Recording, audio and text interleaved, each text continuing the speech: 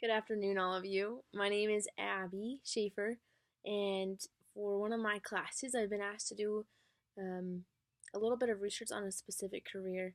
The career that I chose was marriage and family, specifically being a therapist in that career.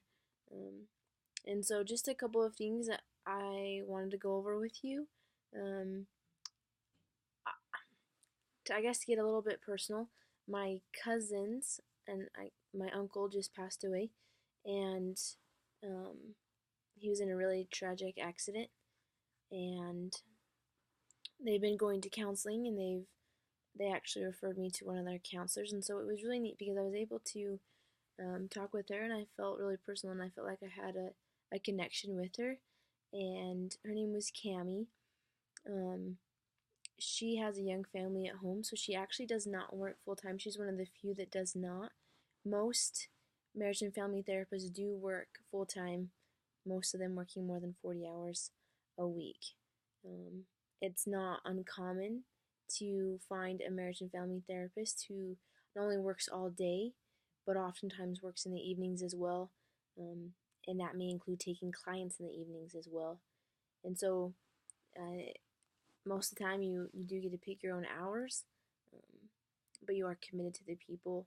That was one thing that I found over and over again as I searched different websites and um, different. I even went to multiple different blogs, and they said that with a specific career, you need to be willing to make sacrifices and to be very personal with the people that you're working with, and to be very sympathetic and try as hard as you can to be understanding of their past and the different things that have influenced them to be the person that they are today. Um, Different stressors that are included in this career. Um, she and the different websites that I found all kind of came down to the same things, which are you work a lot, you have long hours, and sometimes you work with clients who aren't willing to make the changes that are necessary for them to be mentally healed or to be able to have the family relationships that they want, and that can be really heartbreaking. Um, it is classified as a very stressful job.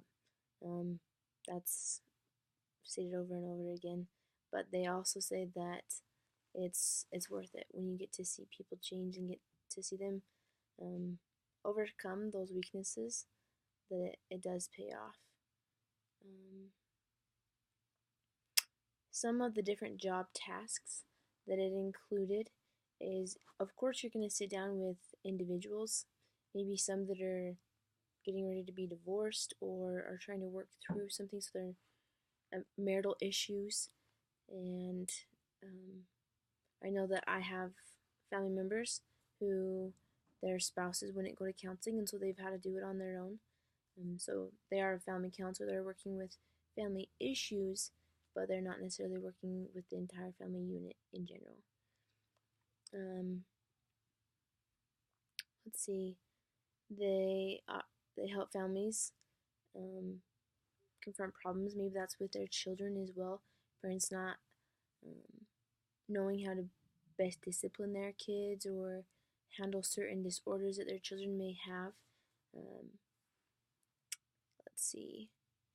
As far as education, um, you can really get a bachelor's, it kind of said, in anything. Obviously, when you go to graduate school, those schools are going to be looking for specific skills acquired, but you don't have to have a specific bachelor's, I guess is what I'm trying to say. Um, but you do go to a master's and you get into a master's program, and you complete, it's close to 3,000 hours of clinical time spent under the supervision of someone else that is a trained professional, and that is about 2 years that you're going to be through that program. You also do have to pass state exams, and I'm not sure. I couldn't find anything specific about that, but I'm sure each exam is a little bit different and unique to the state that you will be licensed in. As far as salary goes, the median salary range that I found was on average about 48,000 a year. which would add up to close to $23 every hour. And then the highest paid that I could find was 81,960. And um,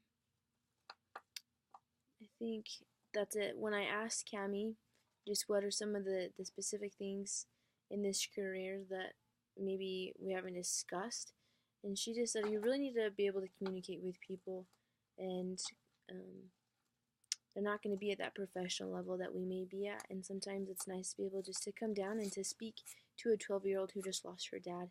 That's the example of my cousin. Or be able to speak to a mother who didn't graduate from high school and um, was a young mom, and she just said you need to be able to relate to them, and so I think that's where all those hours come into play, and we were able to practice those skills. I hope that if any of you are considering this career, that this little video might help you understand a little bit more of what you might be getting yourself into. Anyway, hope you're having a great day. Thanks.